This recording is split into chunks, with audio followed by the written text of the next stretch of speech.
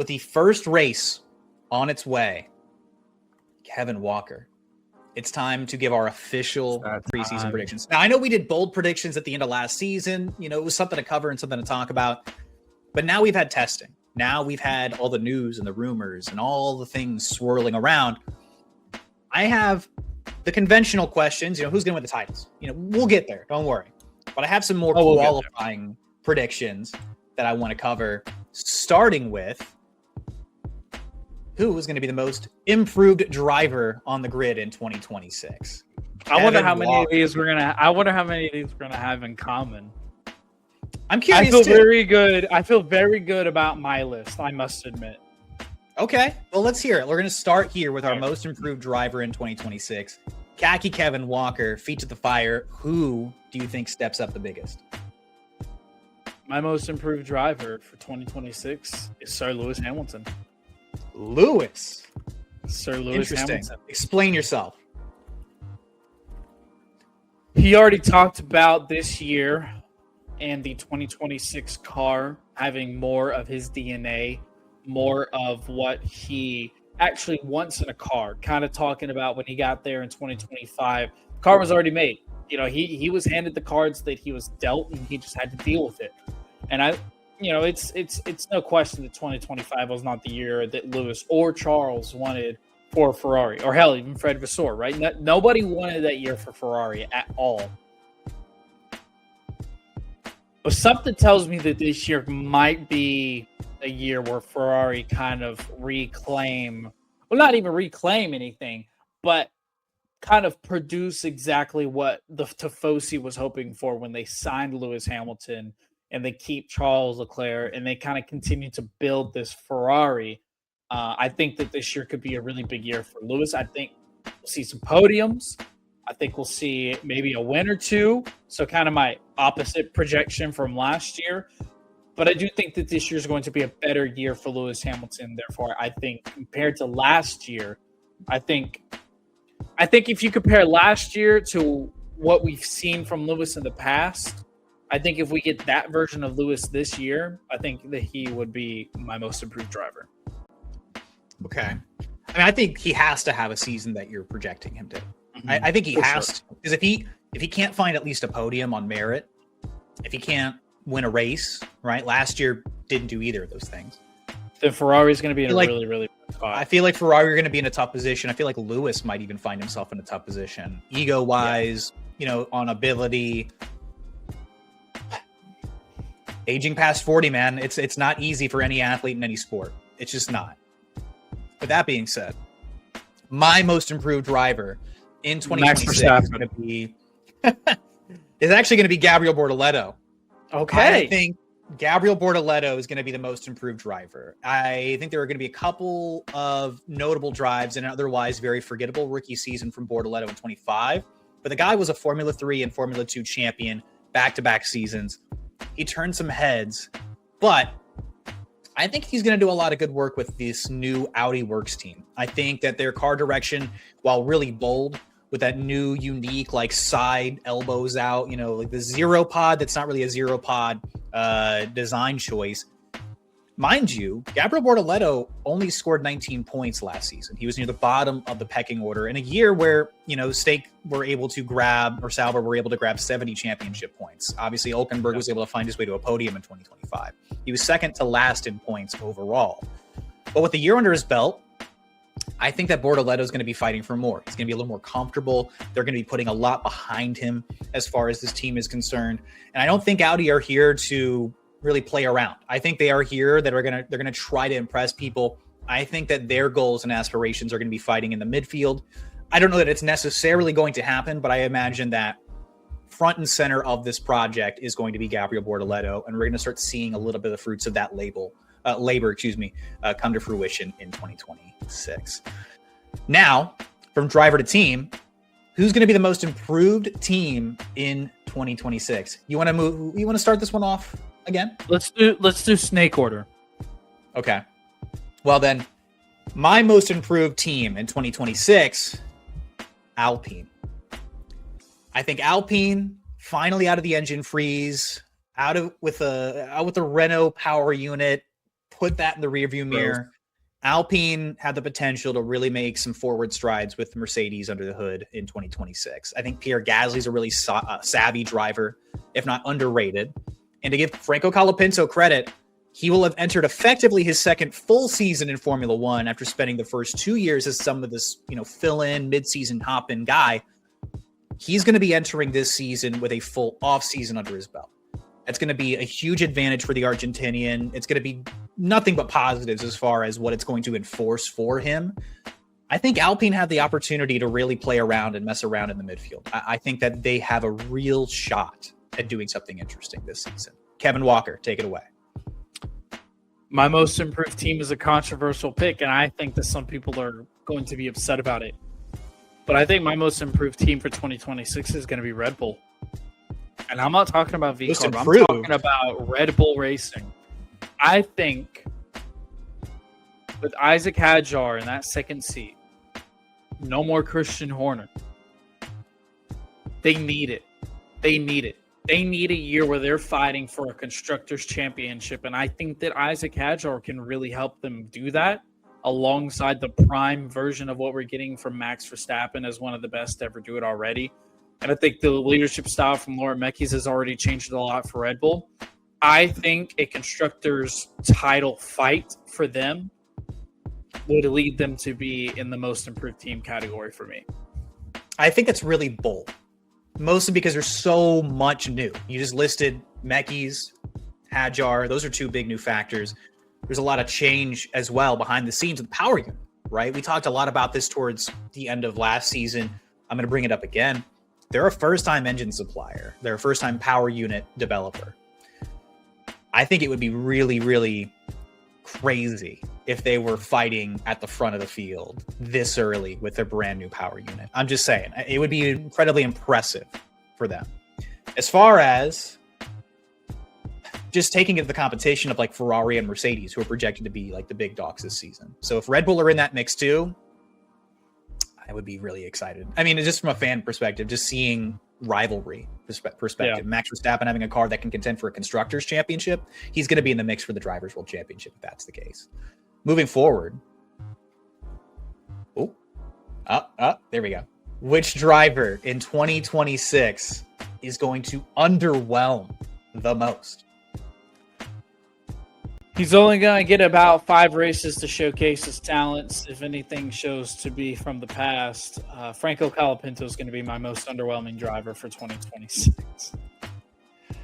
All right. Feet to the fire here, buddy. Why? I can't wait for this short that gets the most comments, the most flack, the most pushback. Let's hear it. Go ahead. Because Alpine just aren't good.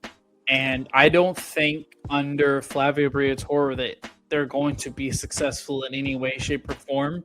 And I think that includes Franco Colapinto. And he's probably not going to make a driver change because I don't even know if they have anyone left to switch him out with. But Paul Aaron is there. I don't think that Franco Colapinto is going to be able to find much success in Alpine or the Alpine system. And he's just got such a bad crashing habit, and I don't see how that's going to change in 1 year. So my most underwhelming driver is Franco Colapinto. Sorry, Argentinians. You're not going to like this. I think Lando Norris is going to be the driver who underwhelms the most in 2026. And you're probably wondering, why? Naturally. I don't think that Lando is going to suddenly be terrible, mind you. I don't think that he's going to be, middle of the pack driver. I don't think that's the case. I just think that this is the year that Oscar Piastri is finally going to beat him on championship points.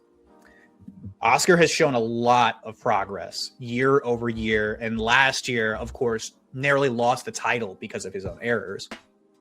But if the trajectory of Oscar Piastri tells me anything, it would be very underwhelming for the reigning World Drivers' Champion to suddenly lose to his teammate next year. Whether or not he wins the championship this year or not, to go from winning a championship to losing to your teammate year over year would be a very underwhelming result. I think I could very well see it happening to Lando Norris. Not to say that Lando's a scrub, mostly because Oscar Piastri has the ability to really take him to the task. And I think where he's fallen short in the later stages of the season, those are going to be opportunities for Oscar to really show I've improved here.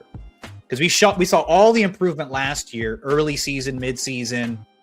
He held the championship for the majority of the year. Where he lost it was that final stretch, the final third. If Oscar improves in that final third, I don't know that Lando Norris is going to consistently be able to beat his teammate. And for that reason, I think Lando Norris is going to be the most underwhelming driver of 2026. Interesting. As far as the most underwhelming team, you're not going to like this one either. Give me Williams. Williams have been on the back foot heavily this preseason. And a lot of people are probably going to say, well, why wouldn't it be Aston Martin? Aston Martin are publicly declaring that they are going to suck. So I'm removing them from this conversation. It would be bigger news for Williams to underwhelm at this stage.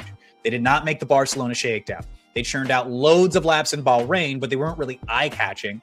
And they're rocking this powerful Mercedes power unit going forward. That's going to be a help, and it's going to be something that encourages their development. But Williams, that are a team that were putting a lot into 2026, James Vowles very publicly saying 2026 and this regulation change was going to be huge for them. And they might start off on the back foot in the midfield with some of the latest reporting that they are sizably overweight at the moment. They could start 2026 at the bottom of that midfield pecking order. I don't think they're going to be a last place team. Cadillac are obviously new to the grid. They should be the last place team. Aston Martin have very publicly announced their problems. And look, it's going to be a long season with a lot of changes likely. But starting on the back foot means you have that much more work to do. And Williams are, at least currently, publicly signaling that they're not where they wanted to be or where they expected to be. So I think Williams are just going to be that team that underwhelmed. They had a P5 finish in 2025. I think that maybe that was a great sign for that team, but I don't know that they're going to be able to reclaim that in 2026, especially with how much has changed and with how much it seems that they're just kind of behind right now. My most underwhelming team is going to be Aston Martin, and I don't think I really need to go in depth and explain why. So, give me Aston Martin for the most underwhelming team. And I do think they're going to be underwhelming just because they put so much into 2026, and they put so much into this new development of the Aston Martin that they're hoping for with this Honda partnership and Adrian Newey and everything, and it's just been a crapshoot. And they're probably going to send Fernando Alonso into an early retirement, and it's just Aston Martin is just gross. It's just gross, and so they're going to be the most underwhelming. Moving forward, the biggest surprise driver. Which driver is going to be shocking people the most in 2026? You're going to like this. I've got Ollie Behrman as my biggest surprise driver. Okay. Elaborate. I think he's going to continue to build off of what he did last year. And I think that Haas is going to have a really good year as well. I think that Haas is actually going to be a team that fights for that P5 constructors finish this year. And what we've seen from Ollie Behrman, he only gets better and better and better. His overtaking skills are off the chart. So I think he's going to have a really, really, really good year. And I think at the end of the year, we're going to sit back and be like, man, this year's Isaac Hadjar was Ollie Behrman. To give Ollie a lot of credit, 2025, he was arguably the most reliable rookie. He was really hovering around the points pretty consistently. P10 GOAT. P10 GOAT, right? He was very consistent and very reliable for Haas in his rookie season. I don't see any reason why that would necessarily stop. If Haas have a really good power unit from Ferrari this year and they've continued to do really good things, I wouldn't be shocked. But he's not my official pick. My biggest surprise driver is actually Pierre Gasly. A hotly anticipated Mercedes power unit, the Enstone-based French squad. I think they have a really good feeling that Gasly might be the class in the midfield. He's carried 100% of their last place points in 2025. I think he's going to remind people why they gave him the chance to be the leader on that team, why they chose him over Ocon, for instance, why Pierre Gasly has remained this calm, cool, collected cucumber in this very messy Alpine garage. I think Alpine take a step forward, and I think that Pierre Gasly is going to be finding himself hovering the points a little bit more. And look, I'm prepared to be wrong on that. But Pierre Gasly, in my opinion, is one of the better drivers on the grid. Maybe not championship level, but would be an amazing support driver in any other team. He's very much so the one for Alpine. And I think that he could have a very, very, very strong 2026 season. Biggest surprise team in 2026, I got McLaren. For all the great reasons why they were the 2025 Constructors Champions, they have a terrific team of engineers, a great aero department headed by Rob Marshall. And after getting to grips with the Mercedes power unit, I think they're going to be fighting for wins from the midpoint, probably back towards the end of the season. They're going to be ruining some people's days. And if the engine is as good as everyone's expecting, I think that, again, earlier mentioning that Oscar Piastri could have a really strong season, I don't see why not. McLaren just won the damn championship. It's kind of funny to me how little people are talking about McLaren and respecting McLaren in 2026. I love it. They haven't had a lot of massive turnover. I don't know why McLaren would suddenly be necessarily bad. They're certainly hovering around the top 4 from everything we've seen from testing. And I think that they might not win a championship this year, but I think they're still going to remain factors. Kind of similar to how Mercedes were factors during the last regulation, right? They would get this odd win every once in a while. They'd be contending for pole positions. They'd be kind of the ones playing spoiler. I could very well see McLaren starting that way in 2026. Okay. All right. My biggest surprise team is going to be Haas. Like I said, I kind of alluded to it earlier. I think they're going to actually be the team that's fighting for that P5 finish in the Constructors. I don't really have a negative nor positive spin for Williams this year. It's going to be really hard to build on the success that they had. I know they're going to be ideally fighting for P4 at best, another repeat P5 in the Constructors, but I think this year, Haas is actually going to be that team that's really, really, really fighting for those points, those P10 finishes yet again, but in a better car. I really do. I think it's going to be a better car. Moving on. Yeah. Anybody for the first time podium in 2026? So first time podium, I've got Isaac Hadjar. No, that's not technically true. Sorry. Did you forget the Netherlands last year? He got a podium last year. Podium. Oh, not win. Podium. Okay, gotcha. Okay. It's okay. We can revamp that one for the short there. The first time podium sitter for me in 2026, I think also for this team, Ollie Behrman. We talked a lot about Ollie Behrman so far in these predictions. We saw a lot of wild ups and downs last year in Formula One and across a load of race weekends. I don't see why Haas can't reach a team best result with what seems to be a very formidable Ferrari power unit. I think a strong second-year talent, Ollie Behrman, has all the capabilities of reaching a podium and a little bit of luck on their side. We might see something really similar to like Isaac Hadjar's podium last year, where things just kind of like fell in the correct order for them, or like a Nico Hülkenberg. They've never hit a podium. I think this would be the cherry on top of a strong beginning to a career as well, with Behrman spending 2025, again, as a super, super steady presence in the midfield. I think his best result, P4 in Mexico last year, was remarkable, and maybe he takes one more step forward, gets a P3 in 2026. Okay, I'm just going to stick with your pick because I really do like Ollie Behrman, and I've already picked him to be the surprise driver of 2026. I could have sworn I did all the research and that Kimi had it. Whatever. You know what? We're all wrong sometimes. Who's your first time winner? First time winner in 2026. Give me Kimi Antonelli. I mean, Mercedes are predicted to be the class of the field across a lot of publications. Coming off 3 podiums in 2025, Antonelli feels like he's going to be due for the top step at some point in 2026. I think Mercedes and Toto Wolff are going to be hoping for that as well. The cobwebs and the first-time jitters are past him from his rookie season. I think we should expect a jump in performance from the now 19-year-old Italian. I'm also going with Kimi Antonelli, but this one I actually wrote down this one. So this one I had already predetermined that this was who I was going to go with.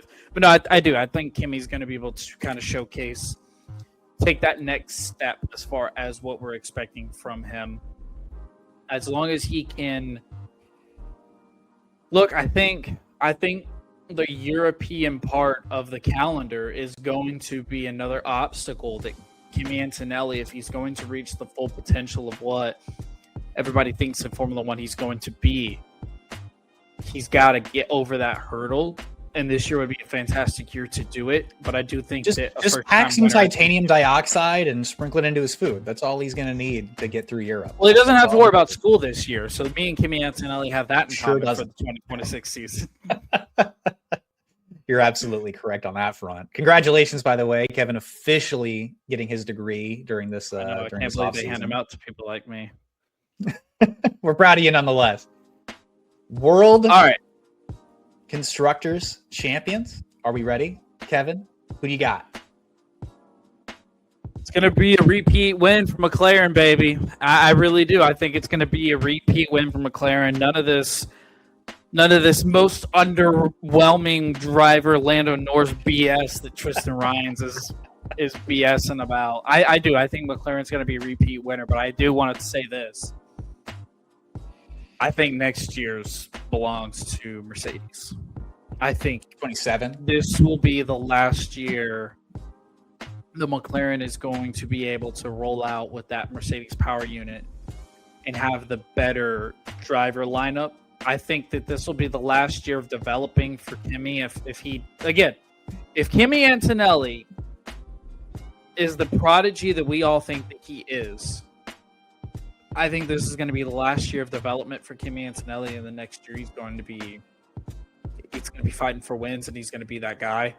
So I think that the Constructors' Championship belongs to McLaren this year, but I think 2027 it's Mercedes to lose. I'm going to go in the other direction. I'm going to go Mercedes. Fandom aside, I'm going with what the punditry is saying here too. The pundits seem all in on Mercedes. Ferrari considered their closest competition at this juncture. Ferrari have shown some rocketing starts off the line, but Mercedes appear to have the most stable and easy to handle car, even showing some promise in high heat Bahrain testing when it comes to the long runs, something they struggled with a lot in the last regulation. And their power unit reportedly passed every check, and the FIA can throw at it. And I know their fuel supply just got homologated as well. So it looks like things are just kind of full steam ahead for Mercedes. Their plans, they're just checking boxes right now. Everything's going as planned for them. We still won't know, of course, until the cars hit track this weekend in Melbourne. But all signs are pointing towards Mercedes being, the real front of the field contender to start off these regulations. As far as the World Drivers' Championship is concerned, I'm going to go with George Russell. I think he's got the best car. I think it's going to be Russell's year to finally take this thing by the reins. He was the driver 2, in my opinion, in 2025, just behind Max Verstappen. I think he looks ready for a proper World Championship push. George has the tools. I think he's been battle tested in his time driving opposite of Lewis Hamilton. Feels like a year for him to rightfully go for it, especially while his teammate is still kind of learning the tricks of the trade. He'll have a, so to speak, rear gunner, if you will, who's going to be able to play the team game and learn what it takes to reach the heights that Toto Wolff and Mercedes believe he can reach as well. So having him as an example for Kimi, hey, this is what a world champion looks like. I think that Russell has all the ability to do that. We'll see how it all pans out, but, feet to the fire here, I'm going to go with George Russell as your 2026 World Drivers' Champion. I'm going to stick in the papaya realm, but this time it's going to be Oscar Piastri who gets the Drivers' Championship. Ooh, I feel like that's hard for you to say. He's going to get what he had in the bag last year. He's not going to make those same mistakes, and he's going to develop again, and he's going to come back strong, and he's got all the tendencies to perform like Max Verstappen. He's just not Max Verstappen necessarily. But the improvement we saw from last year going into 2025 from Oscar Piastri, if he can even improve just a little bit more, he's going to be a force to be reckoned with in another, what I deem as a Constructors' Championship worthy car. I'm going to go ahead and give it to Oscar Piastri, Drivers' Championship in 2026. I don't hate it. Oscar going through that journey in 2025 and losing it in that last third, recognizing where he needed to pick up and be better.